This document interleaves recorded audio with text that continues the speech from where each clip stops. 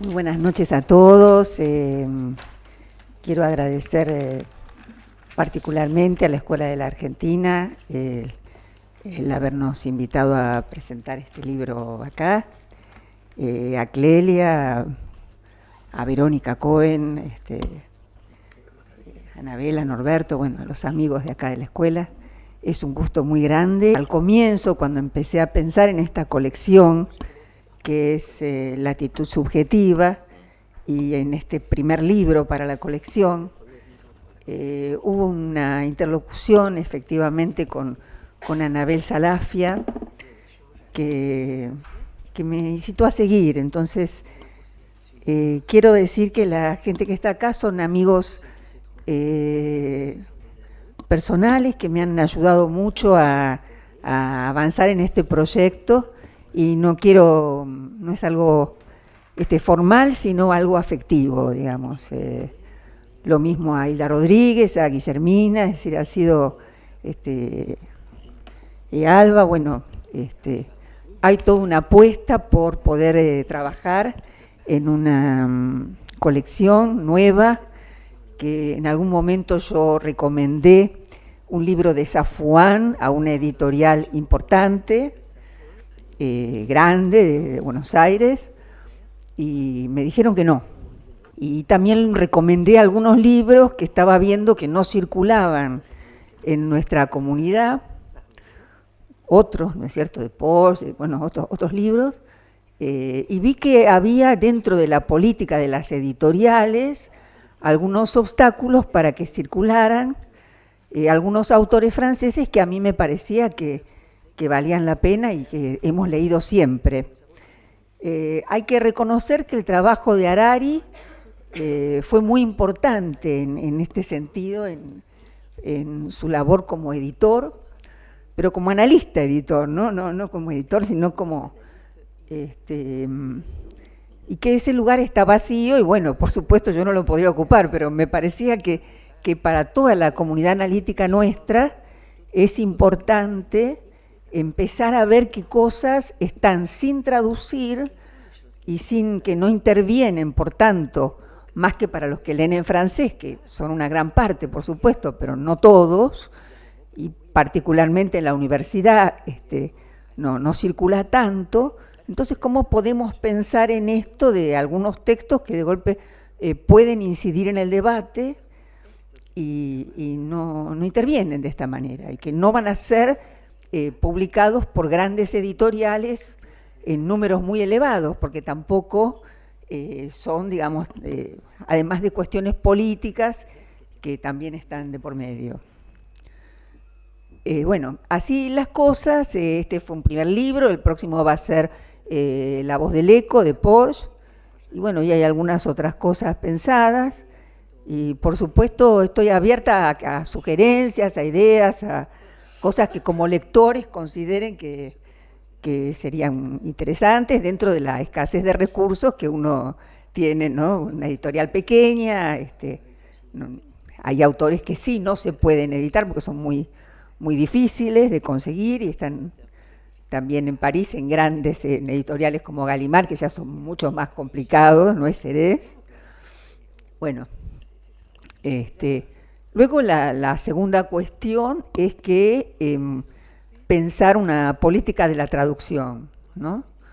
Tanto con el grupo de Lapsus, que hicimos un número sobre esto, como hemos pensado que vale la pena que retrabajemos la traducción, que es algo que por supuesto quienes están acá lo han trabajado desde siempre, no es ninguna novedad ni para Anabel, ni para Isidoro, ni para Norberto, pero ni para Diana, ¿no es cierto?, pero que por ahí ha pasado ya a nuevas generaciones, o está tomando consistencia algunas traducciones al castellano de Lacan o de textos de lacanianos, donde hay muchos problemas. Y esto hemos trabajado mucho con Valeria Casteló-Schubert, que está acá presente, que es la traductora y que es doctora en letras también.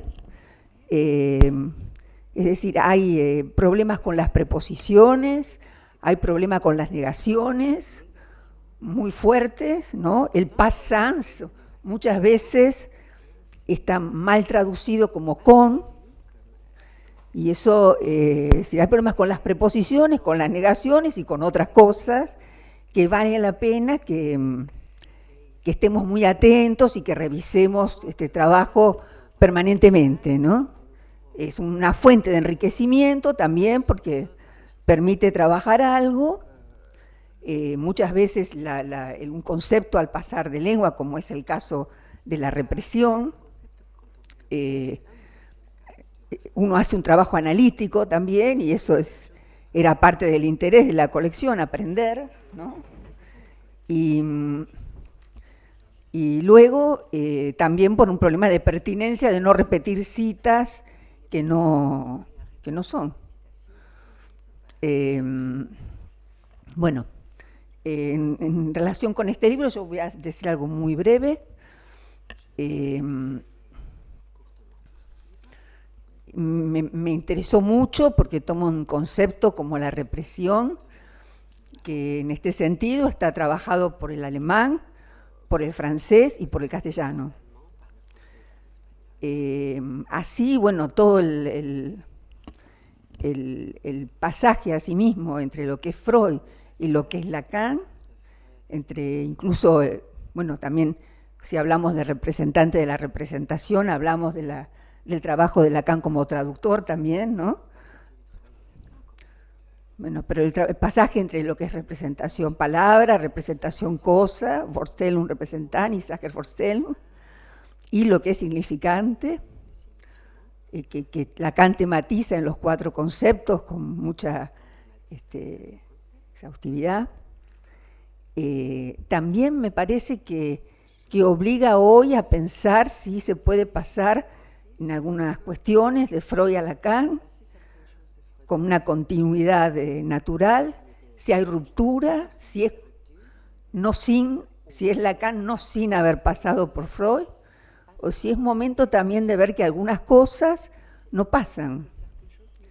Y eso también sería como algo a retrabajar. A veces hemos dejado caer algunas cosas de Freud pensando que Lacan superaba todo eso. Y muchas veces sí, efectivamente, pero no siempre y no todo, ¿no?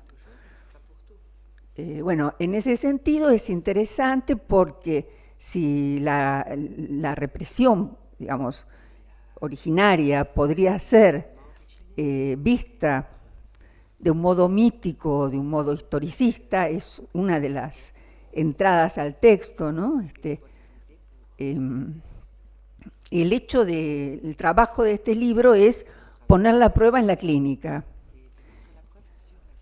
y ponerla a la prueba en los puntos donde hay algunos obstáculos en la formalización, que sería fundamentalmente el autismo, la psicosis, el pasaje entre la primera y la segunda tópica y la cuestión de los afectos.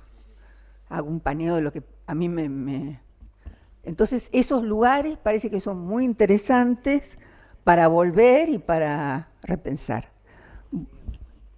Bueno, muchas gracias y paso la palabra a Anabel Salafia. Gracias.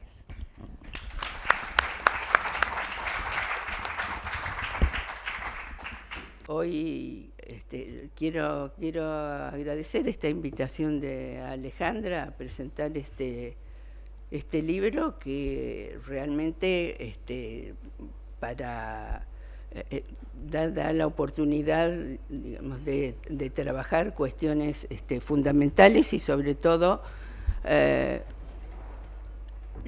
hacerse las preguntas que convienen, digamos, no dar por concluido un planteo, sino replantear, preguntar, digamos, y a partir de eso crear también, digamos, en el momento de dar la respuesta, con los elementos que yo diría que es una traducción, digamos, de hechos clínicos o de cuestiones que se transforman, digamos, en preguntas a partir de determinados hechos clínicos. Por ejemplo, digamos que, bueno, el libro tiene por título La represión e interroga ese concepto hasta desde el principio hasta el final. Es un hilo conductor la represión para tratar cuestiones de distinto orden. Así que no sé, quizás, digamos, se podría, para el momento de construir una teoría de la represión, digamos, esto sería un buen documento, digamos, ¿no? Un documento muy bueno. Digamos, no quiere decir que no haya cuestiones que sean discutibles, que sean reinterrogables. Efectivamente, digamos, el libro tiene cada uno de... En realidad, digamos, el libro transcribe, traslada una suerte de diálogo entre Gerard Pommier y Patrick Landon, una suerte de diálogo, digo porque no es exactamente tampoco un diálogo, es en cada lección, cada uno retoma el tema donde, en general, donde lo dejó el anterior o donde quedó la charla anterior, y hace una determinada exposición.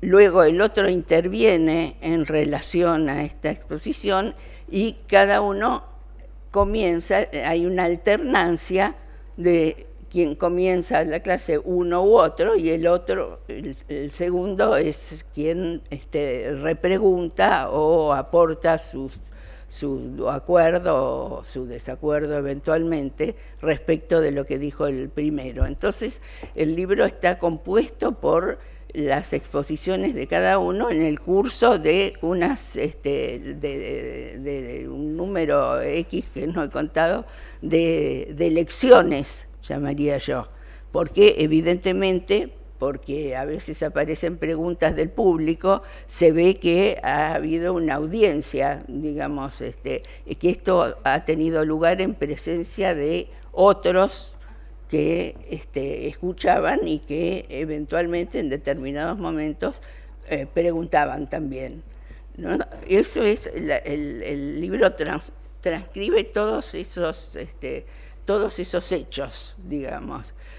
Y bueno, entonces tiene una dinámica propia, que no es la de otros libros, digamos así.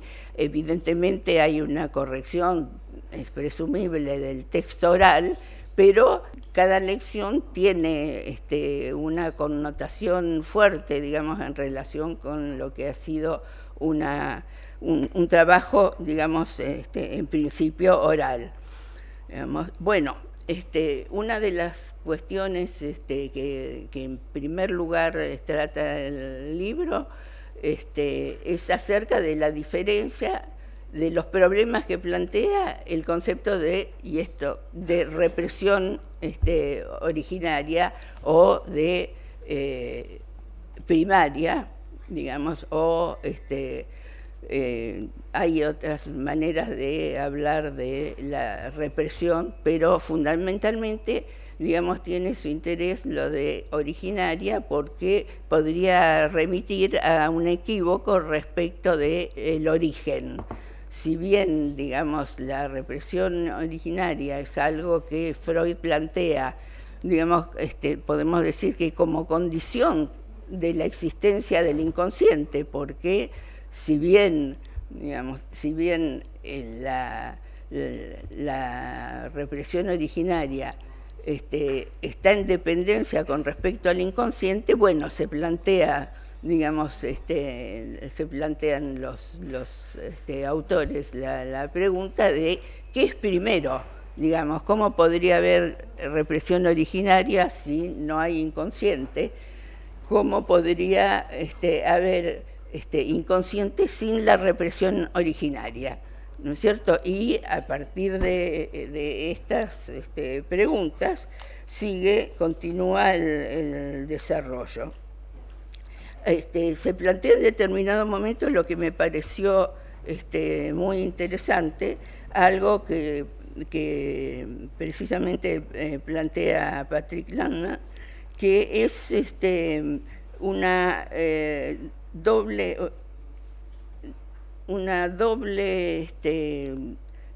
instancia del gran otro, digamos así, la presumible necesidad de plantear, de desdoblar la cuestión del gran otro y establecer una diferencia entre el otro común a todos, digamos, y un otro interior, un otro que el sujeto se construye, digamos, a partir de su nacimiento. Y esto justamente permite, según está dicho por Patrick, una diferencia interesante, digamos, porque habría en el autismo una dificultad de constitución de esa, o de creación, digamos, de ese otro interior, ¿no? Y esta cuestión respecto de los dos otros tiene relación entonces con un interior y un exterior, que si deducimos de esto que para el autismo esta relación, esta diferencia entre interior y exterior, digamos, es algo que no se plantea con claridad, ni mucho menos, digamos. Justamente hay una imposibilidad de plantear esto.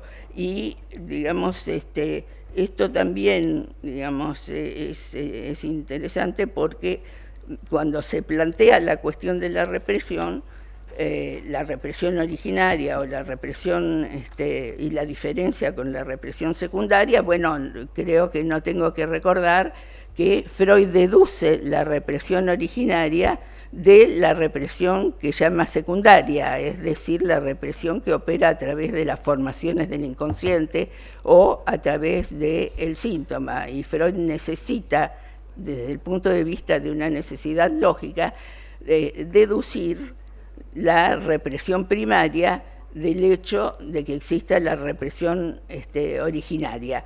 Pero bueno, este planteo llega ahí, digamos, y los autores acá se preguntan ¿a dónde va lo que es reprimido? Y es a partir de preguntarse a dónde va lo que es reprimido que surge esta instancia del otro, con las características que les decía, de los dos otros, ¿no? Bueno, esto es algo que me llamó mucho la atención y seguramente va a llamárselas a ustedes, pero es algo a considerar dentro del propio desarrollo de lo que se está hablando, digamos, ¿no? No parece haber una pretensión de orden teórico formal, sino son formas no se trata de encontrar formas de hablar para poder establecer determinadas diferencias. Luego, digamos, a partir de la represión originaria, digamos, en su carácter, dentro de lo que sería un carácter mítico por el hecho de haber sido construido por Freud, como Freud dice acerca de las pulsiones, que las pulsiones son un mito, ¿no?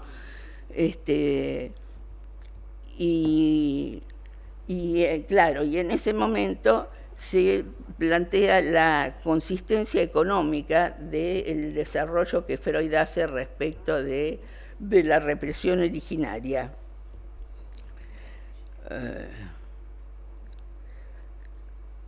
Es decir, el paso por la metapsicología está justamente en este punto, ¿no es cierto?, donde están en juego otra vez dos cuestiones. Una, digamos, si la represión originaria o la represión está en relación con el desinvestimiento de lo que es del preconsciente, digamos, o, digamos, si efectivamente se trata de lo contrario de eso, un contrainvestimiento digamos, de lo que es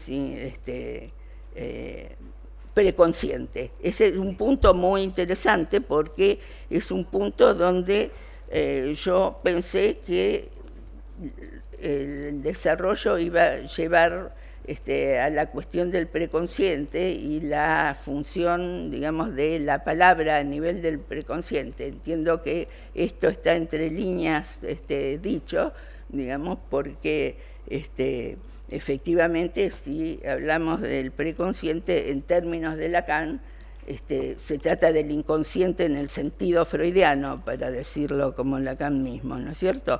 Bueno, el desarrollo sigue otra...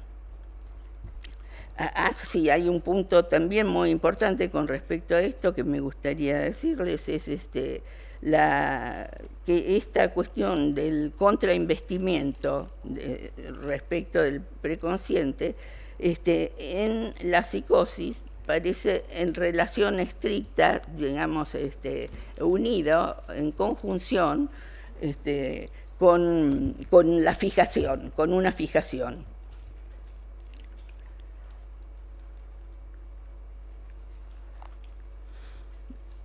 Bueno,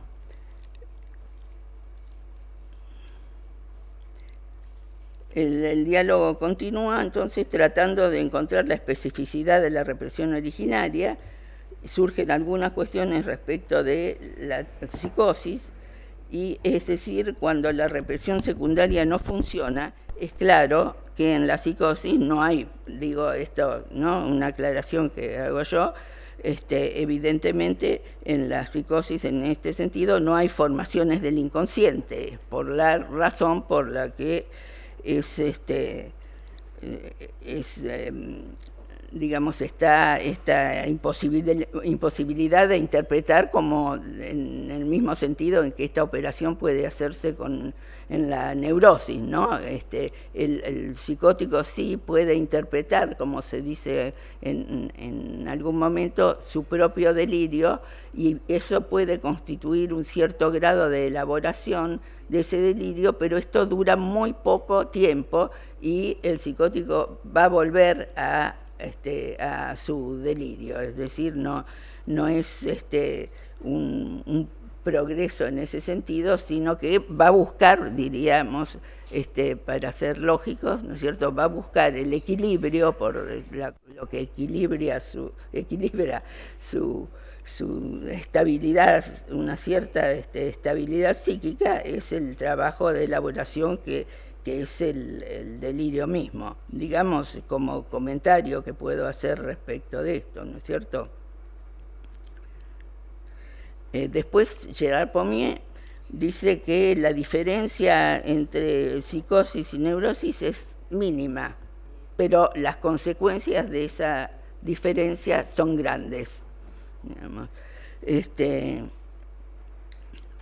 Y acuerda con Patrick, por ejemplo, en el hecho de que Patrick Lehmann haya planteado la psicosis en plural, digamos, no la psicosis, sino una pluralidad de la psicosis. Recuerdo que en otro momento del libro, Gerard Pommier plantea la posibilidad de psicosis en las cuales la represión está operando, digamos, la represión opera, y justamente habla de de que este tipo de psicosis son más accesibles al análisis que aquellas en las que reina la forclusión, digamos.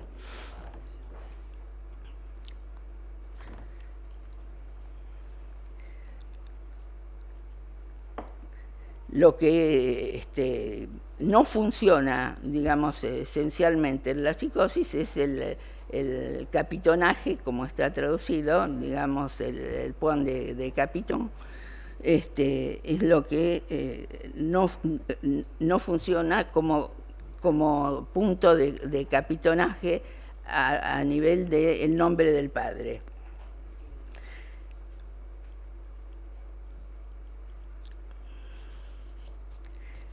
Algo que es diferente, digamos, y que tiene la posibilidad de instaurar la represión secundaria. Esto es interesante, lo que da la posibilidad de plantear la represión secundaria es que este capitonaje exista.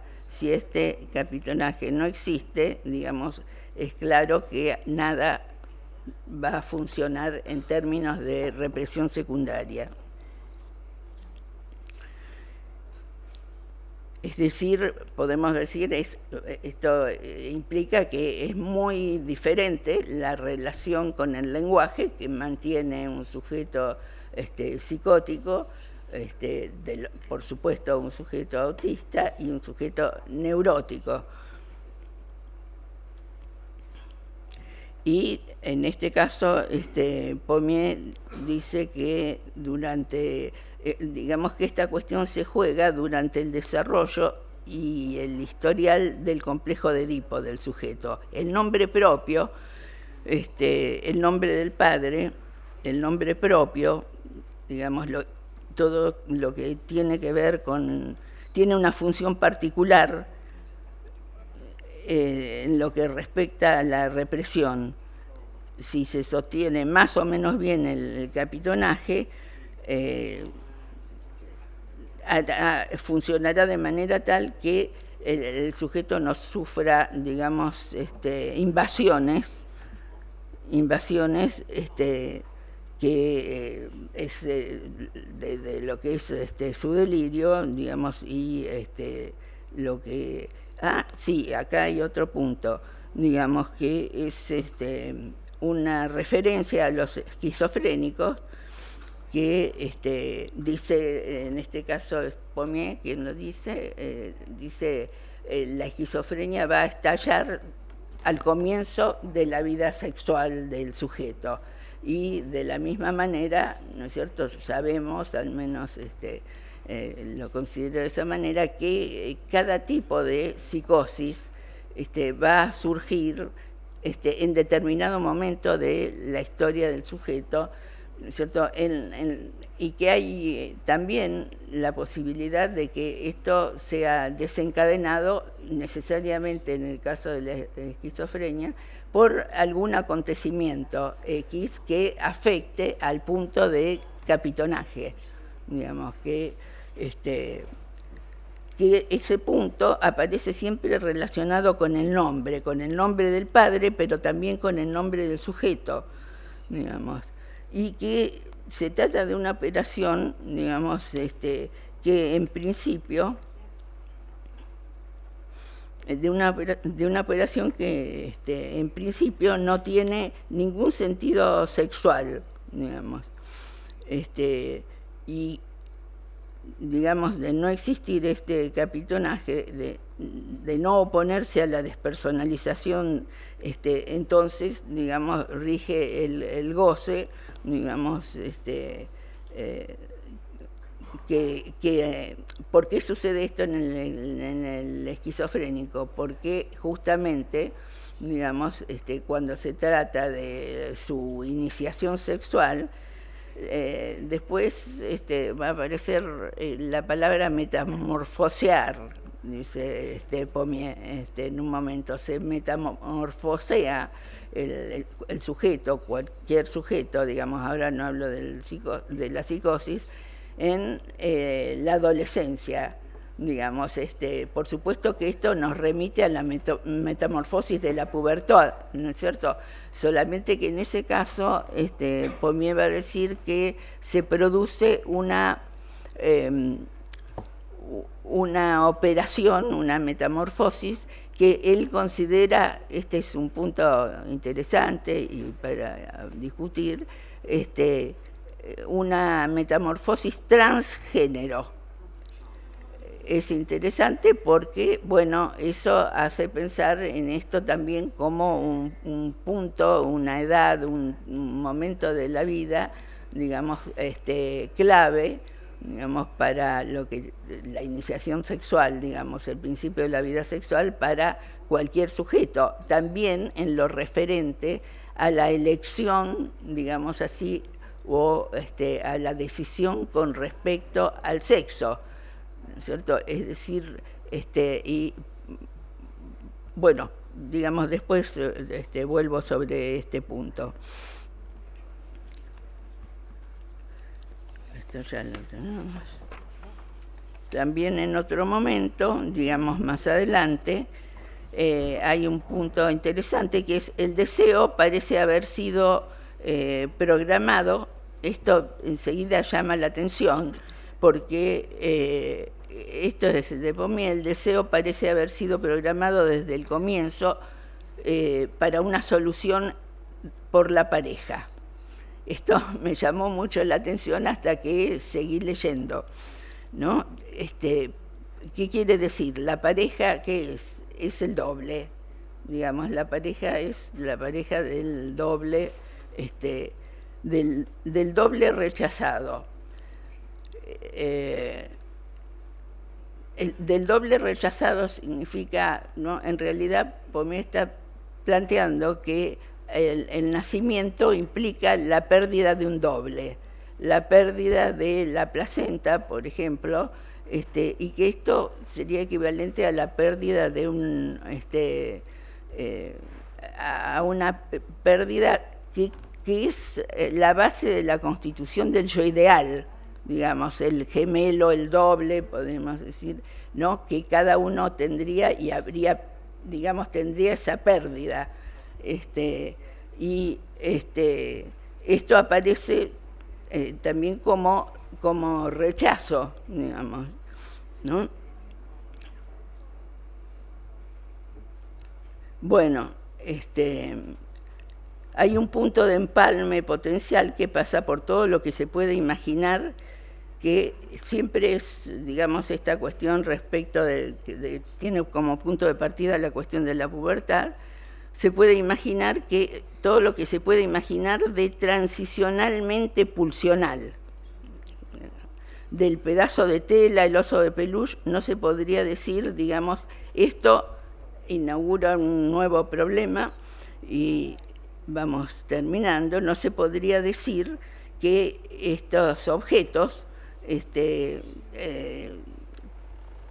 supongan, proporcionen satisfacciones desde un punto de vista erótico. Otro punto importante, lo que tiene que ver con qué es lo que erotiza el deseo. El deseo no aparece como algo erotizado en sí mismo, digamos. El deseo se presenta con anterioridad a lo que sería su erotización y hay una pregunta acerca de qué es lo que erotiza el deseo. El contacto con una tela de particular suavidad o con un oso de peluche puede levantar, sin embargo, la masa de sensaciones como sucede en el sueño. La masa de sensaciones, hay un tono, digamos, una inflexión un tanto sensualista en el planteo de Gérard Pommier. Habla de sensaciones. Esto tiene una coherencia, digamos, a mi entender, digamos, lo leo también desde el punto de vista de que él supone que plantea que la represión originaria, digamos, concierne al sentido, que lo que se reprime es el sentido. Bueno, digamos, creo que podemos pensar esta represión del sentido como algo que se diferencia de la forclusión del sentido, ¿no? Es una operación diferente. Muy bien. Y entonces del sentido a los sentidos, a las sensaciones, digamos, ¿no? Es interesante porque nadie habla de sensaciones, digamos,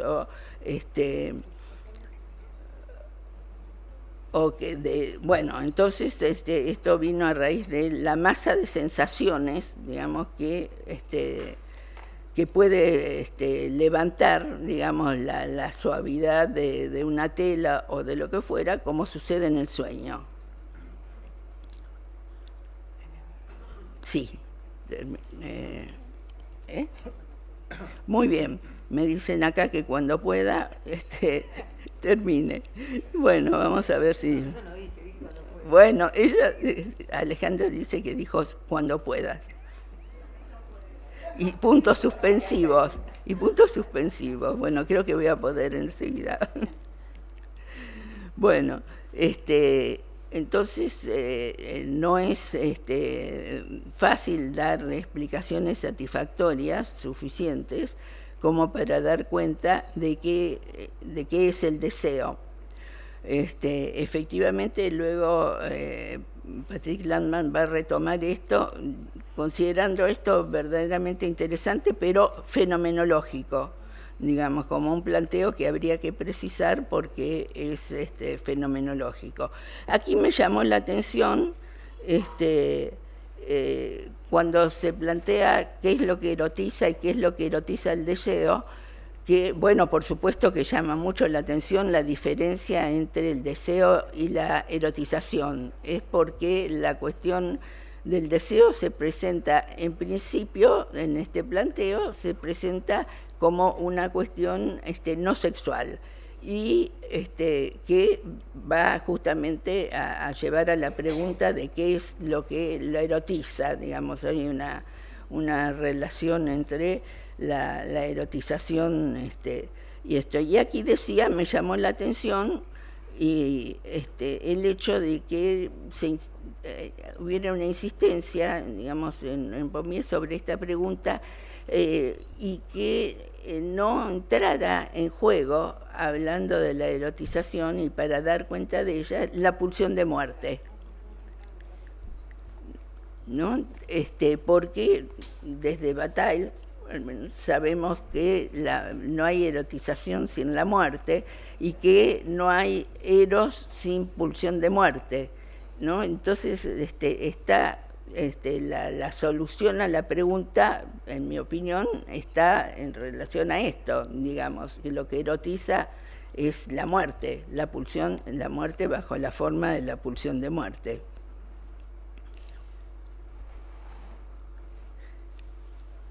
Tomarle la mano a una persona determinada tiene una dimensión alucinatoria, esto es muy importante, todo lo que se plantea, cada vez que se plantea una cuestión con respecto al deseo, se plantea en relación a la realización bajo forma alucinatoria del deseo. Bueno,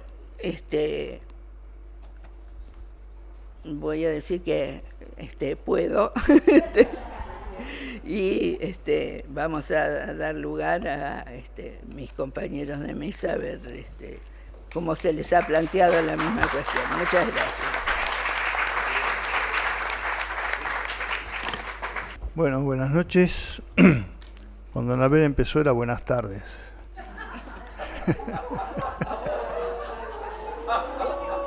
Considero eso como el broche. No, de ningún modo. Quiere decir que el tiempo pasó gratamente y ustedes son mal pensados. Bueno, para mí es un gran gusto estar en este lugar. Primero porque estoy en un lugar donde me encuentro con colegas y amigos con quienes nos hemos encontrado muchas veces para compartir algo que tiene que ver con nuestro deseo, nuestra relación al psicoanálisis. Y hoy específicamente en el gusto de presentar un libro de dos colegas y amigos como son Gerard Pommier y Patrick Landman. Bueno, este libro se titula La represión, por qué y cómo.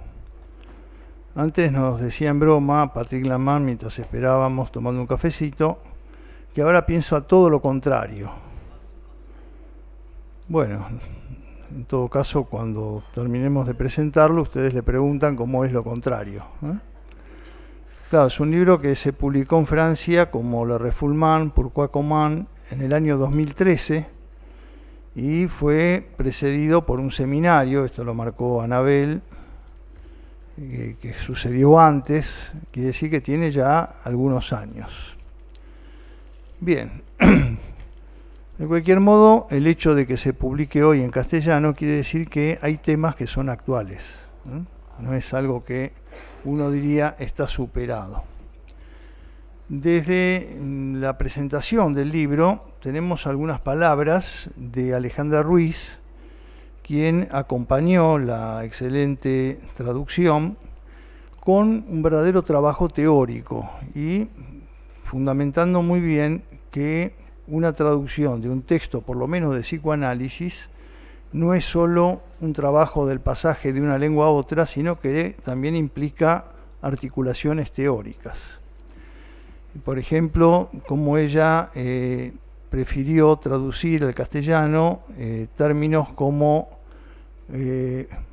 Verdrängung, Unterdruck, donde en castellano, Verdrängung, nosotros elegimos el término represión.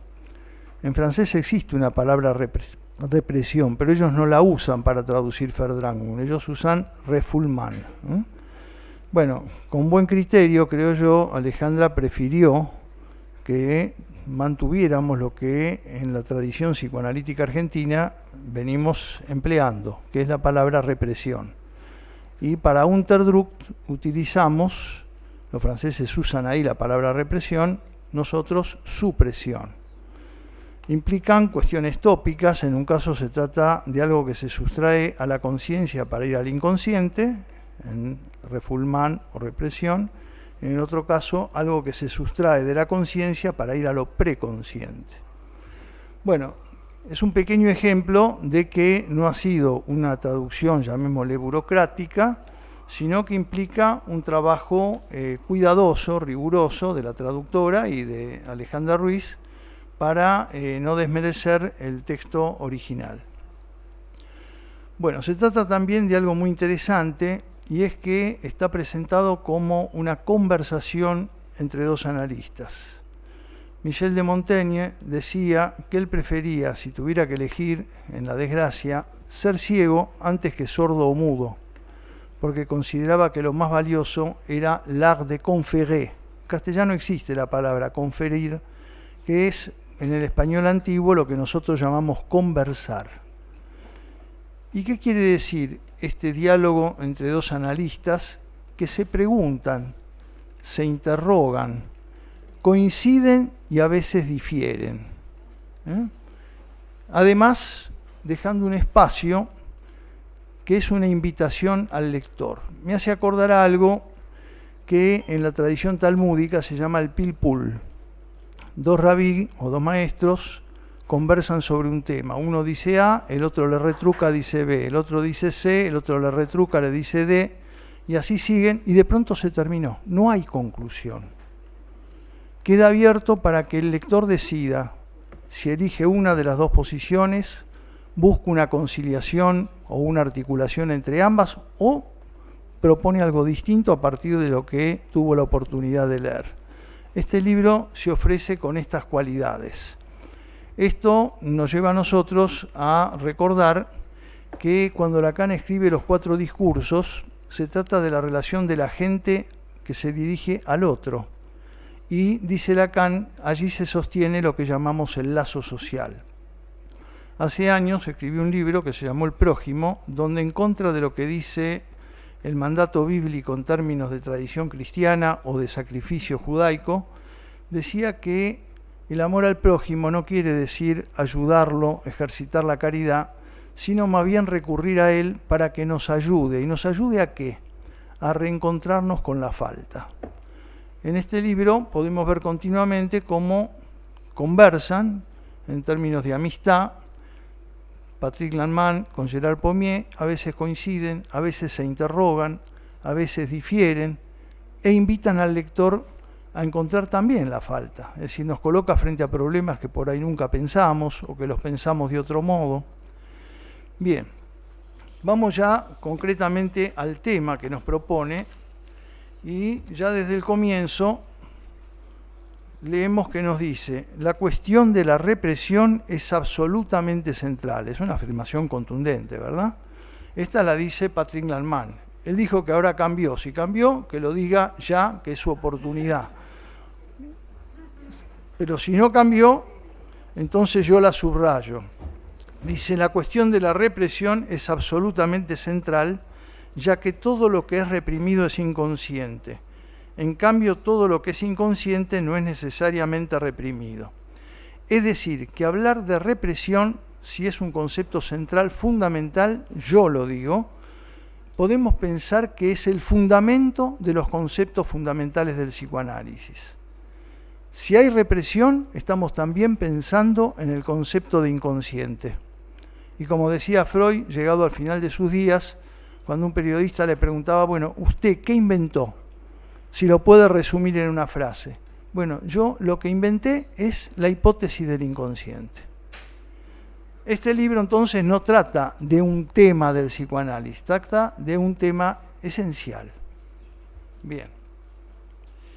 Ya desde el comienzo aparece algo que podemos articularlo con lo que sabemos, por lo menos los que conocemos, los antecedentes de Patrick Lanman y también de Gerard, pero especialmente de Patrick, ya que está aquí presente con nosotros, que es todo lo que él viene desarrollando desde Francia y difundiéndolo a distintos lugares, respecto de esta regresión biologista que se viene dando desde hace unos años en el campo de la psiquiatría, especialmente en relación al autismo y a las psicosis. Pero abarca toda la cuestión de la controversia respecto de eso que se nos quiere imponer en relación al DSM. ¿Cómo lo leo? Lo leo, aunque no mencione en este libro específicamente eso, en esta frase que les voy a leer.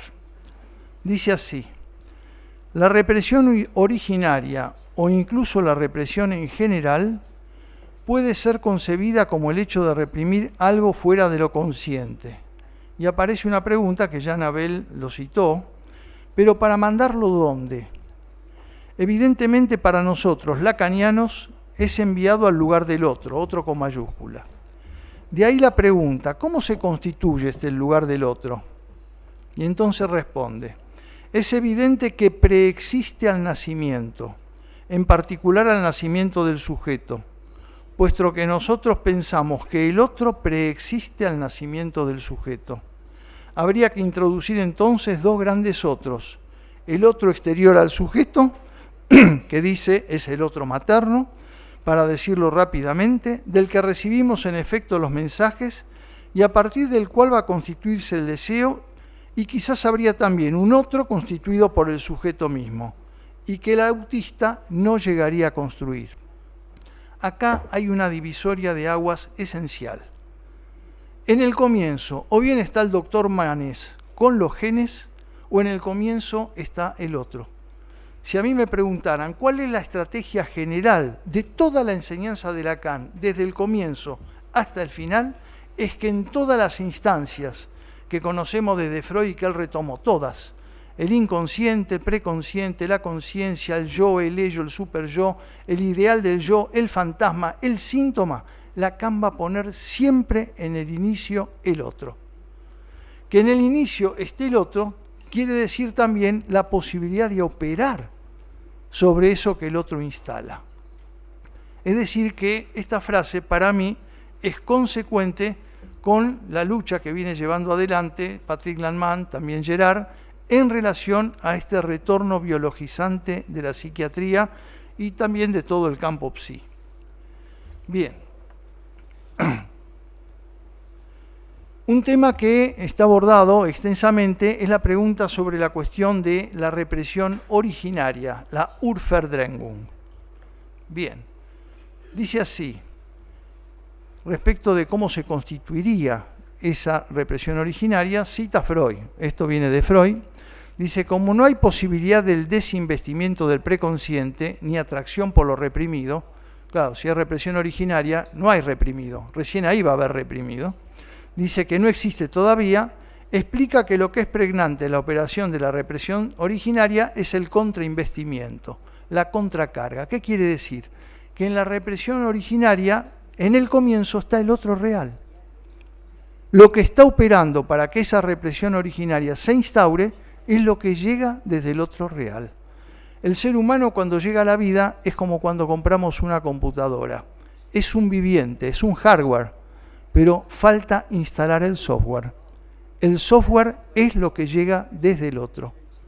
Y esto para nosotros tiene un valor ético, porque es la posibilidad de incidir. Si el software está mal construido, viene con virus, ¿qué es lo que nosotros vamos a proponer? ¿Psicodroga? ¿Corte de cables? No, antivirus. La interpretación psicoanalítica, podemos decir, es un antivirus. Bien. Hay una polémica que la expone, por ejemplo, Gerard Pommier, y que la conversa con Patrick Lanman. ¿Hay o no hay Urverdrängung en la psicosis? Bien, acá viene la cuestión. ¿Vamos a llamar represión originaria a la instalación del lenguaje? ¿O la represión originaria, como la plantea Lacan en los 4 conceptos, ya implica un movimiento operatorio por el cual lo que llega desde el otro va bajo la barra, por eso es represión, y hay una emergencia de un trazo del sujeto? Si nosotros escuchamos un chiquito en los primeros tiempos cuando habla, él no dice yo quiero ir a la plaza. Si tiene 2 años, 1 año y medio, dirá Juancito quiere ir a la plaza. Habla como habla el otro. Es decir, que habría un tiempo anterior a la represión primaria, que yo lo nombro de Einstellen en alemán, que quiere decir de poner, de instalación. Bien, Gerard Pommier no piensa así, piensa todo lo contrario. Dice así: hay una represión del orden de la represión originaria en la psicosis. Y dice cuál sería la prueba. Se puede probar que los momentos alucinatorios más impresionantes de la psicosis corresponden a la puesta en acto de una represión. Cita un psiquiatra clásico, dice: una experiencia de Belargé, psiquiatra de la edad clásica, lo ha demostrado. Se pone un estetoscopio sobre la laringe de personas en el momento en que padecen alucinaciones auditivas y se oye la laringe producir las voces de las alucinaciones. El que oye estas voces las produce, pero lo ignora y pregunta: ¿esto no es una represión? Bien, invitado por este texto al estilo del Pilpul, yo retomo la pregunta y digo: ¿es necesario que haya un sujeto para que se produzca eso? ¿No hay fenómenos que se producen sin que haya efecto sujeto? ¿Ese movimiento de la laringe quiere decir que está operando un sujeto escindido o quiere decir que está operando una respuesta previa a la constitución del sujeto? Con esto estoy cuestionando la cuestión de la represión originaria en la psicosis. Lo hago porque el texto invita a que uno también piense. El texto no se ofrece bajo el modo apodíctico o bajo el modo de certezas. Es una conversación. Bueno.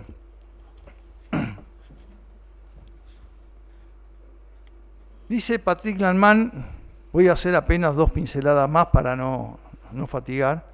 Dice: en definitiva me siento igualmente muy molesto por esta idea de represión originaria. Ustedes ven que se permiten todo un juego. Con toda razón, le dice a Gerard Pommier, ves en ella una cuestión epistemológica fundamental. Me parece por mi parte que es la cuestión del estatuto del inconsciente la que se plantea. Si se toma el camino de considerar que existe una represión originaria mítica o traumática, no podemos escapar de darle un estatuto ontológico al inconsciente. Es decir, cuestiona la idea de tomar el inconsciente bajo el modo, yo diría, de una ontología ingenua.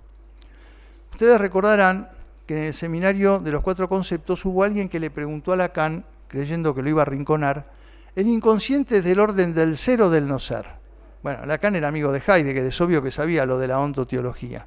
¿Qué le contestó? No es ni del orden del ser ni del no ser, es del orden de lo no realizado. Y acá nos encontramos con un problema donde yo acepto que entre nosotros tenemos diferencia. Hay colegas que dicen, no digamos el inconsciente porque eso es ontologizarlo. Entiendo la precaución, pero yo creo que no es necesario llamarlo lo inconsciente, que se presta a creer el inconsciente como cualidad, porque decir el inconsciente no quiere decir darle una ontología tangible, ingenua.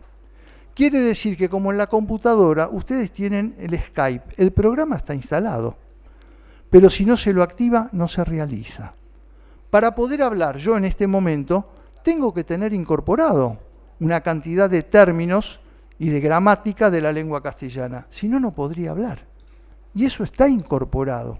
Cuando se dice, por ejemplo, solo hay inconsciente cuando se habla en la sesión. Claro, cuando se habla en la sesión, ese inconsciente tiene una densidad que no la tiene en otro espacio, porque se va a jugar en transferencia.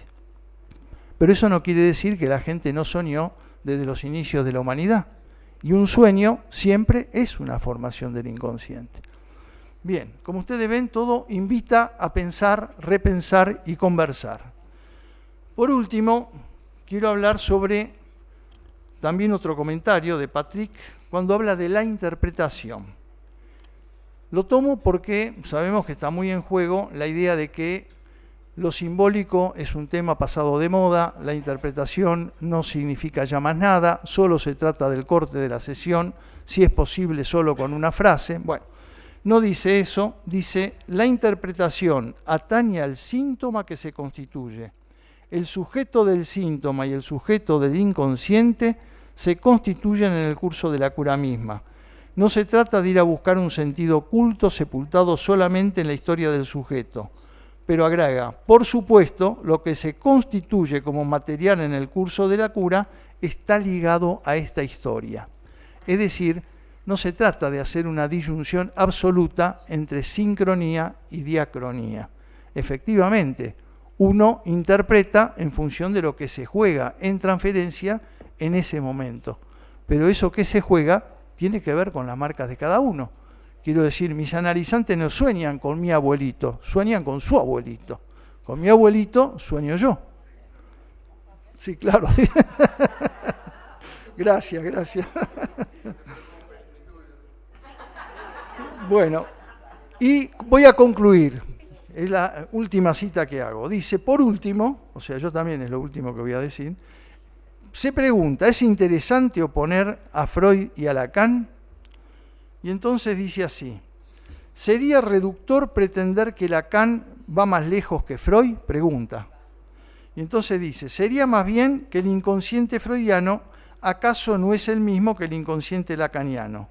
Y dice lo textual, diría rápidamente que Freud parte del significante para llegar al sentido y que Lacan parte del significante para agujerear el sentido. Bueno, con esto les presento cómo me estimuló la invitación de estos dos colegas que se interrogan entre ellos y también dan la oportunidad de que uno los interrogue, coincida, mayoritariamente coincido, algunas veces difiero, es decir, es estimulante. Bueno, muchas gracias.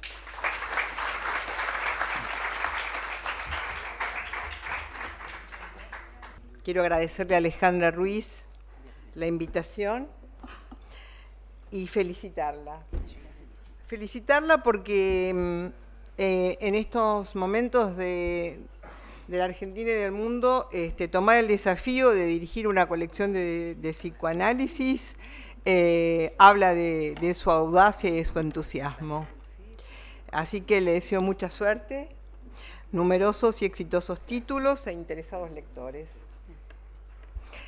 Presentando en la colección Latitud Subjetiva, con esta publicación se inicia una serie de la nueva colección y le damos hoy la bienvenida. A su vez, Alejandra firma la presentación del tema del libro, a la cual se refirió Isidoro. Voy a tratar de no repetir cuestiones que ya dijeron mis amigos, o sea que ustedes pueden leer en la presentación del libro un texto muy apropiado, muy adecuado acerca de la traducción de Alejandra Ruiz. El libro está enriquecido en tapa y contratapa por sendas producciones de Analía Wertheim y ha sido traducido del francés por Valeria Casteló-Joubert. El formato del libro. En esta ocasión, dos analistas se dan cita a través de una investigación, bajo la forma de la conversación. Es decir, que la función del seminario que ellos han dado es tomada como causa para la investigación. En verdad, es la función que se espera de un seminario, pero ellos lo explicitan. Es algo que fue dictado oralmente y pasado al escrito. Tenemos tradición Lacan en ese sentido. ¿Qué se ofrece a los asistentes a este seminario y ahora a sus lectores?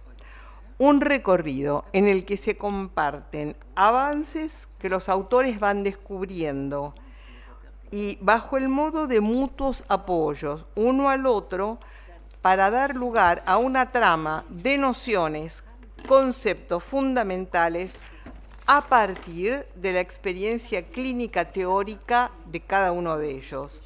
Entonces nos encontramos con un texto singular en el que se aprecia la rigurosidad que da la riqueza y sostiene el interés por las diversas articulaciones.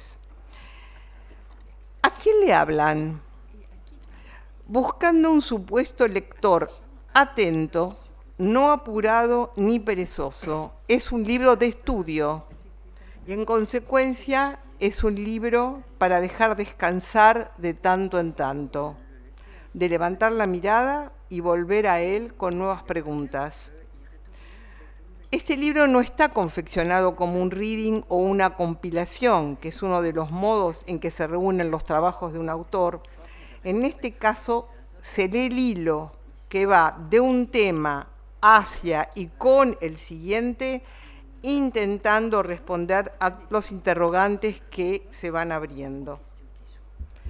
Si hablamos de su estilo de escritura, es preciso reconocer que, como viene del discurso oral, por lo tanto, es conciso, lejos de cualquier cripticidad y aportando distinciones que son verdaderas orientaciones para la práctica. Es un libro para leer con el lápiz en la mano, como ustedes habrán escuchado ya, y seguir una línea que toma fuerza desde el primer capítulo y llega hasta el último, son 13, con formulaciones que se van complejizando a la vez que enriqueciendo. Cada uno de estos capítulos toma una determinada articulación de la represión. La elección del tema, un concepto fundamental que estimula el cruce de intervenciones, en el cual la palabra se encuentra dignificada por un debate, vacilaciones, marchas y contramarchas, en las que las cuestiones que se van diciendo dan testimonio de un tramado que participa al lector de sus vicisitudes, pero más que nada encontramos un trabajo, diría yo, artesanal, riguroso en lo que hace a la afinación conceptual, e inspira al lector porque favorece la inmersión en las diversas articulaciones que rescata, no sin proteger su referencia permanente a la cuestión de la represión, que se va arborizando. Este es uno de los tantos méritos de este libro, a mi entender, sostenerse en un tema central y bordearlo en relación a otras cuestiones también fundamentales, desde luego, al fantasma, al afecto, a las distintas modalidades, porque plantean distintas modalidades, como sabemos, de la represión. Y es un concepto central, parece que de esto Patrick ya se arrepintió, pero bueno, está dicho ahí que todo lo que es reprimido es inconsciente, en cambio todo lo que es inconsciente no es necesariamente reprimido. Quiere decir que la conjunción entre represión e inconsciente se va desplegando a lo largo de todo el libro. Voy a hablar del efecto que produjo en mí la lectura de este libro. Los matices de un concepto nuclear de nuestro psicoanálisis, en una pulseada, la verdad, sin complacencia, entre dos psicoanalistas que sondean y exploran acepciones y dobleces y van colocando sus divergencias. La verdad que nos brindan un material exuberante para avanzar en un vero trabajo de investigación. En cada intervención nos enseñan cómo se va persiguiendo la afinación conceptual, cómo se puede pensar y leer a Lacan y a Freud, y cómo leen su propia experiencia como psicoanalistas. Nada de lo que se dialoga es obvio. Se cuidan a sí mismos de hacer teorías exhaustivas, sino más bien de explorar la noción a la que se dedican.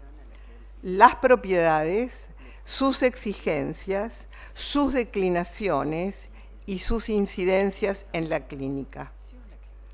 Al leer este libro parece uno encontrarse con dos participantes de un intercambio fuera de programa que van desgranando su experiencia con giros imprevistos. Sin saberlo, quizás sin proponérselo, van acercando con un estilo llano, pero no sin intensidad teórica y clínica. La verdad es que no le recomiendo a ustedes entrar en este libro de modo azaroso, por cualquiera de sus capítulos. No es, a mi criterio, lo más conveniente, si bien el lector desde ya tiene esa posibilidad y puede decidirlo, dado que no guardan necesariamente una secuencialidad por la diversidad temática que toman y el vasto panorama que propone. Ahora bien, si lo que al lector le importa es conocer un estilo de trabajo intelectual y un modo de abordar la enseñanza de los temas, mi sugerencia es seguir el orden cronológico de los capítulos. Sin levantar la voz, se hacen escuchar a los oyentes que están presentes en el seminario, desde luego. Entonces, intervienen con sus preguntas. Gerard dice que cuando hablamos buscamos reencontrarnos. Me interrogo respecto a esta afirmación, permito ponerla en cuestión, porque en el análisis también es posible hablar para perderse, ya que si la cura analítica es el único lugar donde podemos reencontrarnos verdaderamente, como afirma el autor que menciono, quizás para reencontrarnos, es necesario perderse para poder escucharse. Gerard nos recuerda también que hablar es el primer acto, es la prolongación del primer grito. Se me cayó el saco y es blanco. Listo. Perdón, en la prolongación del primer grito, expresión inicial de la división del sujeto. Patrick Lanham, por su parte, y retoma, como siempre va uno retomando lo del otro, lo que Gerard avanza acerca del paso sexualizado del deseo, del cual ya habló Anabel. Patrick nos ofrece expresiones tales como, dice Patrick, tu idea de disociar el deseo y la ley es seductora. O sea, él es como él toma lo que dice su compañero de seminario. También dice Patrick, nadie es dueño del falo. O bien, comenta, es una linda frase. O bien, en tu razonamiento, es decir, es el modo en que uno se va dando apoyo al otro. ¿El cuerpo pulsional es ya una represión o es una operación que hay que calificar de otra manera? Se pregunta Patrick. Es en esta línea, entre muchas otras, que le da la ocasión de dar el debate cuando abre esta pregunta. Si el cuerpo pulsional es ya una represión o una operación que hay que calificar de otra manera, a mi entender, afirmo que, como yo lo entiendo, y es mi lectura, que el cuerpo recibe el resonar al hablar, que el cuerpo es lenguaje. De ahí entonces, la represión, ¿qué función cumple? Cuestiones invitantes para seguir debatiendo. Es el entusiasmo de los dialoguistas lo que nos acompaña en la lectura de este libro, que si bien es de densidad teórica, trae un viento fresco por el torbellino de ideas que va generando. Gerard dice que en un seminario de investigación no nos podemos conformar con hechos, hay que interrogarlos, y da como respuesta a esto, tratar de insertarlos dentro de una causalidad estructural. Ahora bien, hay que decir que no siempre el diálogo fluye. En algunos de sus capítulos ya no nos encontramos con el diálogo en la misma clase o en la misma exposición del autor, sino que la misma es retomada por el que no habló en la siguiente. Es decir, hay un tono que va cambiando del principio hacia mediados del libro en esa dirección. Es decir, parece ser que cada uno de los intervenientes de la conversación necesita hacer una pausa o pensar de otra manera o darse un tiempo para responder. Como por ejemplo, en el notable capítulo sobre la represión y el fantasma.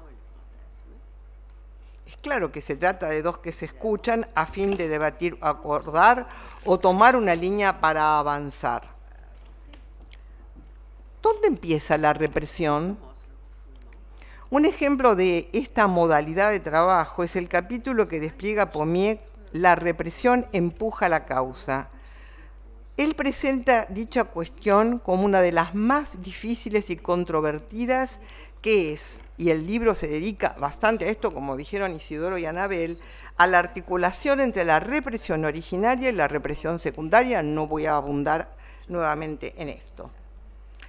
Al decir de Girard, citando a Freud, refiere el hecho de que siempre encontramos una buena razón, para justificar lo que nos sucede. La causa, agrega, nunca queda vacante. Acuerdo plenamente con esta afirmación y me suscita una pregunta. ¿Qué función cumple la angustia de castración en relación a esta imposibilidad de dejar la causa vacante? Si tengo que decir de qué se trata, es eso. Numerosas entradas, versiones clínicas, con la consecuencia de este concepto en la vida psíquica de los seres hablantes. Es así que el punto de partida sostenido por Pommier se encuentra con una paradoja que lo lleva a la pregunta siguiente: ¿cómo puede haber represión antes de que el inconsciente se constituya? Y ahí avanza Patrick con una pregunta: ¿cómo aceptar este forzamiento lógico, ya que la represión originaria, nos recuerda, está en relación con el nacimiento del sujeto? Freud quiso plantear el punto cero, el punto de origen a partir del cual el inconsciente se constituye. Neurosis y psicosis desde el punto de vista de la represión originaria. Lo que diferencia la neurosis de la psicosis, dice Girard, es poca cosa. Me gusta la frase que viene después. Pequeña diferencia, pero grandes consecuencias. ¿Por qué aprecio esta formulación? Porque es una manera muy acertada de la que podemos dar cuenta en nuestra clínica, pero por supuesto no solo, sino también en nuestra vida. Hay diferentes modalidades de la represión que no siempre van unas con otras, afirma Pommier, dejando solo para la psicosis la represión originaria. Cuando la represión secundaria falla, tomando la posta en semejante desafío teórico clínico, Patrick señala una paradoja y acepta las puntuaciones, pero agrega que la represión funciona siempre y que lo que disfunciona, esto es un término de Girard, el capitonaje de la represión por el nombre del padre. Es así que la desmentida, la forclusión, la represión y sus diferentes versiones se van desplegando. Lo vivo de este diálogo es que, por supuesto, como ya dijimos, no siempre están de acuerdo, lo que hace lugar a una benéfica controversia que no es tan habitual en el intercambio entre psicoanalistas, donde suele reinar una cortesía que se distancia de lo que requiere un avance. Así, Patrick confiesa sentirse molesto por la idea de represión originaria que coloca Girard. Dice a la que no adhiere, ya que ve en lo que plantea Girard una cuestión epistemológica fundamental. Él cree que es la cuestión del estatuto del inconsciente lo que se plantea. Y avanza, Patrick, un poco más con su pregunta. Si el inconsciente tiene un estatuto ético, ¿qué se hace con la represión originaria? Como se puede apreciar, son cuestiones que me llevan a aconsejar vivamente la atenta lectura de este libro que arroja luz sobre diferencias que enriquecen nuestra clínica. Y para finalizar, creemos, al considerar algún porvenir para el psicoanálisis, lejos del aplanamiento y la banalización, es solo haciendo distinciones. Las mismas, en este libro por lo menos, lejos de indicar disyunciones maniqueas, van en la dirección de una operación de lectura que posibilita la articulación de algún saber. Muchas gracias, léanlo, cómprenlo y disfrútenlo. Bonsoir à toutes, bonsoir à tous. Buenas noches a todos y todas. Merci beaucoup à tous les intervenants de cette lecture détaillée et remarquable qu'ils ont faite de ce livre. Agradezco a todos los que han intervenido por la lectura realmente notable y detallada que han hecho del libro. Ils m'ont donné envie de lire le livre. Y me dieron ganas de leer el libro. Le livre que j'ai refoulé, bien sûr. El libro que yo reprimí, por cierto. Et quand j'ai dit tout à l'heure que je dirais l'envers de tout ce que j'avais dit, c'est pas tout à fait vrai quand même. Y no, cuando recién les decía que no es exactamente cierto, tampoco es tan así, ¿eh? Gérard et moi, nous nous sommes rencontrés dans un séminaire pendant plusieurs années. Durante varios años, Gerard y yo nos encontramos en un seminario, Et nous n'avons jamais travaillé ensemble. pero nunca habíamos trabajado juntos. On se retrouvait à 9h du soir, comme ici, dans une salle à peu près la même à Espace Analytique à Paris. Nos encontrábamos a las 9 de la noche, como ahora, en una sala de Espace Analytique en París, Il y en avait un qui parlait un mois et un autre qui parlait le mois suivant. pero hablábamos alternadamente, uno un mes, otro el otro, Mais on ne savait absolument pas de quoi il allait parler. pero no teníamos idea de qué es lo que iban a hablar. On découvrait, comme on dit, en live ce que l'autre allait dire. Y descubríamos en vivo lo que el otro iba a decir. Et quand il s'est agi de publier, il y a eu une petite relecture, mais vraiment très superficielle. Y cuando llegó el momento de publicar, hubo una muy breve y superficial colectura.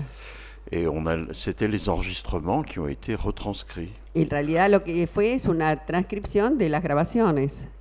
Alors, c'était une modalité de travail qui était, à mon sens, très fructueuse, Y en mi opinión, esa modalidad de trabajo fue muy fructífera. même s'il y a des lourdeurs, il y a des répétitions. Aun cuando haya repeticiones, algunas cosas pesadas. Mais c'est une méthode que je n'avais jamais expérimentée Este es un método que yo nunca había experimentado et que j'ai envie de reprendre sur un autre thème avec éventuellement quelqu'un d'autre. y me dan ganas de retomarlo sobre otro tema, eventualmente con alguna otra persona. Alors moi, je me rends compte quand j'ai reparcouru ce livre pour la soirée d'aujourd'hui, Y al releer el libro, reverlo para esta velada, j'avais déjà ébauché certaines préoccupations qui sont devenues maintenant des obsessions. me doy cuenta que yo ya estaba esbozando algunas preocupaciones que ahora se han convertido en obsesiones. Et en particulier la question de la défense de la psychanalyse. En particular el tema de la defensa del psicoanálisis. Je me souviens, il y a quelques années, j'avais déjà osé dire qu'il fallait défendre la psychanalyse. Hace algunos años yo ya me había atrevido a decir que había que defender el psicoanálisis. Et on m'avait rétorqué, enfin quelqu'un m'avait rétorqué que la psychanalyse n'a pas besoin d'être défendue. D'ailleurs, ni Lacan ni Freud n'ont défendu la psychanalyse. Y alguien me dijo, pero el psicoanálisis no tiene necesidad de ser defendido. En realidad ni Lacan ni Freud defendían el psicoanálisis. Et j'avais dit, non, ils n'ont pas défendu la psychanalyse, ils n'ont fait que ça toute leur vie. Y yo les dije, no, no defendieron el psicoanálisis. Es lo único que hicieron durante toda su vida. Et en particulier, je me rends compte en relisant certains chapitres de ce livre Y al releer algunos capítulos de este libro, lo que me doy cuenta en particular qu'il y a un problème indépassable. es que hay un problema insuperable.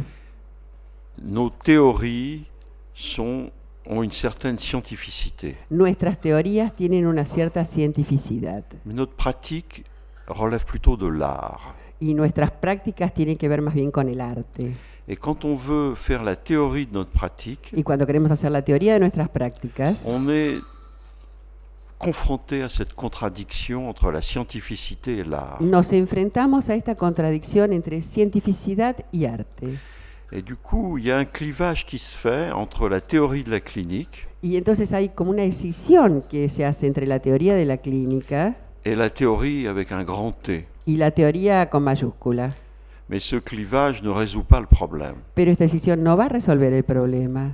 Et dans ce livre, pour ma part, je ne peux pas répondre à la place de Gérard, Y en lo que a mí respecta, porque no puedo hablar por Gerard, en este libro j'ai sans cesse oscillé entre, je dirais, une tentation de la théorie avec un grand T yo fui oscilando sin cesar entre la tentación por la teoría con mayúscula et la théorie de la clinique, de ma clinique, y la teoría de la clínica, mi clínica, ce qui amène des contradictions, lo cual lleva a contradicciones, mais aussi des mises en tension qui sont tout à fait intéressantes. pero también hay tensiones, puestas en tensión muy interesantes.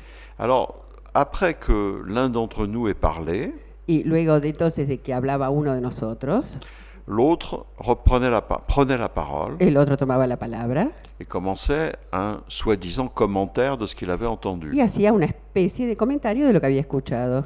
Et bien souvent, en réalité, il poursuivait ce qu'il avait dit la fois d'avant, Y a menudo lo que ocurría es que continuaba diciendo lo que había dicho la vez anterior, avec une formule de politesse, c'était juste ce que tu as dit me fait penser. con una fórmula más o menos elegante que decía, está muy bueno lo que vos dijiste, pero me hizo pensar.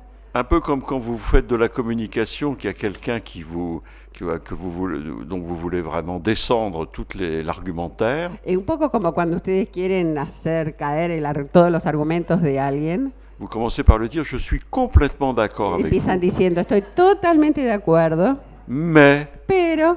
et à ce moment-là, vous commencez effectivement à descendre tous les arguments, les uns après les autres, Y ahí es el pour momento démolir son en que argumentaire. ustedes empiezan a hilvanar todos sus propios argumentos para demoler el argumento del otro. Mais par moment, celui qui avait parlé essayait quand même de reprendre un peu la parole, Pero el que había hablado originalmente trataba de vez en cuando de retomar la palabra et dans un deuxième temps, il y avait un dialogue qui s'instaurait. y entonces en un segundo momento se instauraba el diálogo. Mais d'emblée, il n'y avait pas vraiment de dialogue. Pero inicialmente no había verdadero diálogo. Mais c'est une formule, après tout, qui peut être intéressante Y esta es una fórmula que en definitiva puede ser interesante. à l'époque où maintenant tout le monde cherche le consensus. En ese momento en que todo el mundo busca un consenso. Là, on était dans un dissensus enrichissant. Y esto en realidad fue un disenso enriquecedor. Alors, je voudrais quand même dire une chose à propos, par exemple, de l'interprétation. Y quiero decir algo sobre la Je ne interpretación. peux pas reprendre tout ce que vous avez dit parce que c'est très riche et je ne pourrais pas reprendre tout. No voy a retomar todo lo que dijeron porque ha sido muy rico y no quiero volver sobre todo eso.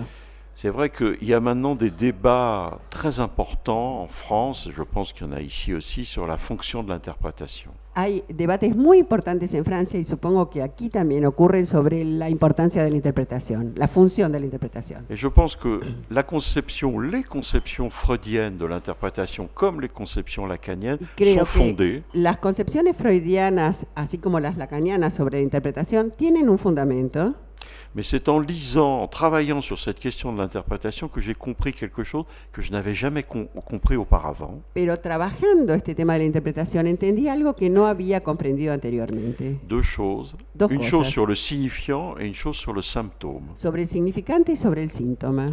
À propos du signifiant, les signifiants ne sont pas des mots, les signifiants tels qu'on les utilise dans la psychanalyse. En cuanto a los significantes, no son palabras, los significantes tal como los usamos en el psicoanálisis, Ce sont des représentations de mots. son representaciones de C'est palabras, très différent. lo cual es muy diferente. C'est en ce sens qu'il y a un lien entre le signifiant lacanien et la représentation de mots freudienne. Ahí hay un vínculo entre el significante lacaniano y la representación de la palabra freudiana. En gros, le signifiant lacanien englobe le concept de représentation de mots. El significante lacaniano engloba en general el concepto freudiano.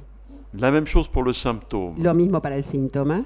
Il y a des symptômes qui cèdent à l'interprétation. Hay síntomas que ceden a la interpretación Et il y a des symptômes qui ne céderont jamais à l'interprétation. y hay síntomas que jamás van a ceder a la interpretación. Pourquoi? Parce que dans le symptôme, il n'y a pas simplement du symbolique, ¿Y por qué? Porque en el síntoma no hay simplemente lo simbólico, mais il y a de la jouissance. sino que hay goce.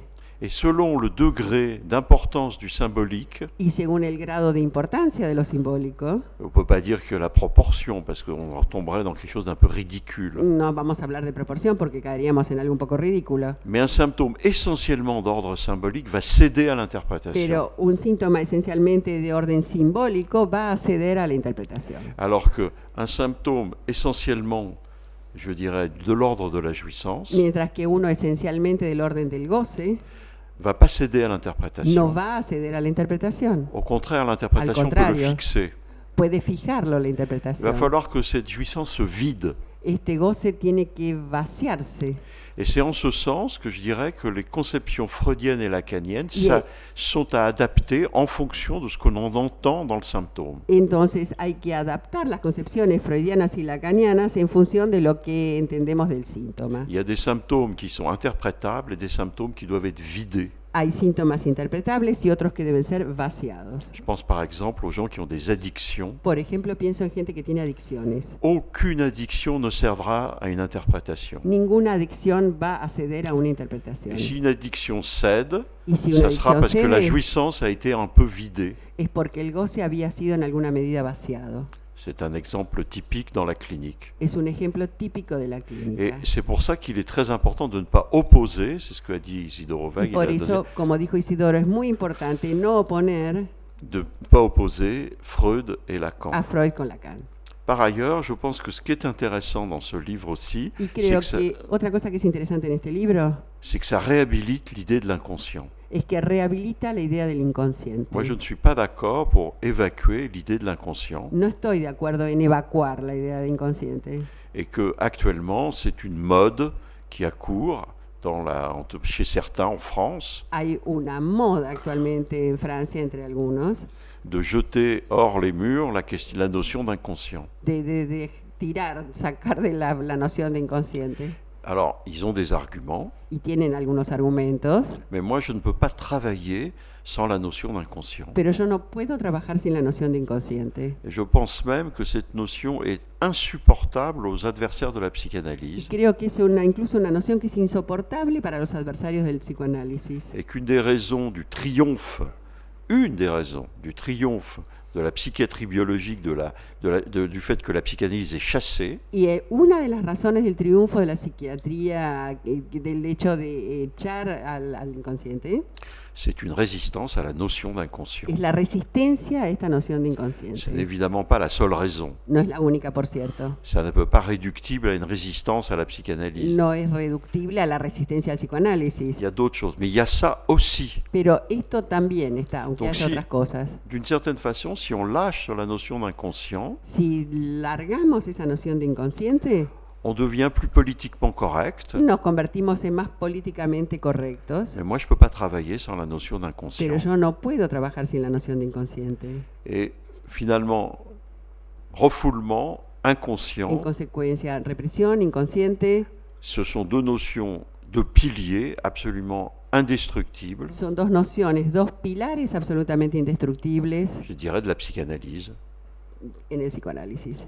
Alors, il y a aussi le problème qu'on a peut-être voulu être un peu trop ambitieux dans ce livre, Y creo también que hay un problema. Tal vez quisimos ser demasiado ambiciosos en este libro, à parler du refoulement imaginaire, de la hablando de la pulsion, represión originaria, de la pulsión.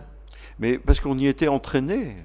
Pero estábamos entrenados para eso, nos vimos llevados a hacerlo. Au fond, c'est toujours un peu le risque quand on commence à prendre la parole. Cuando uno toma la palabra, siempre corre un riesgo. On a du mal à limiter.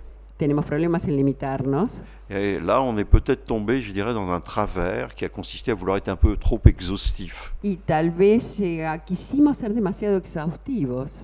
Mais là, les propos que j'ai entendus ce soir me réconfortent dans l'idée que ce livre était utile. Pero las palabras que escuché esta noche me reconfortan porque me parece que este libro ha sido útil. Parce qu'un livre, c'est fait quand même pour permettre une transmission et surtout un travail de réélaboration. Porque un libro está hecho para permitir una transmisión y sobre todo un trabajo de reelaboración.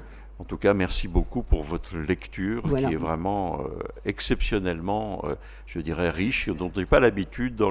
En France, en général, les lectures sont beaucoup plus superficielles. Y entonces, en todo caso, muchísimas gracias por esta lectura tan a fondo. En Francia las lecturas son mucho más Il y a même- superficiales, il y a- no tengo la costumbre. Il y a même une expression qui est la lecture du 4e de couverture. Y hay una expresión que tiene que ver con la lectura de la tapa contra tapa, C'est-à-dire de l'abstract. o sea, el abstract.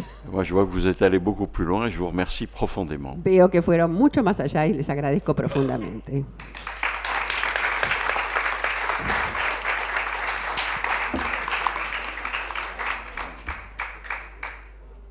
¿Algún comentario? Terminamos acá, ¿no es cierto? Bueno, muchas gracias a todos.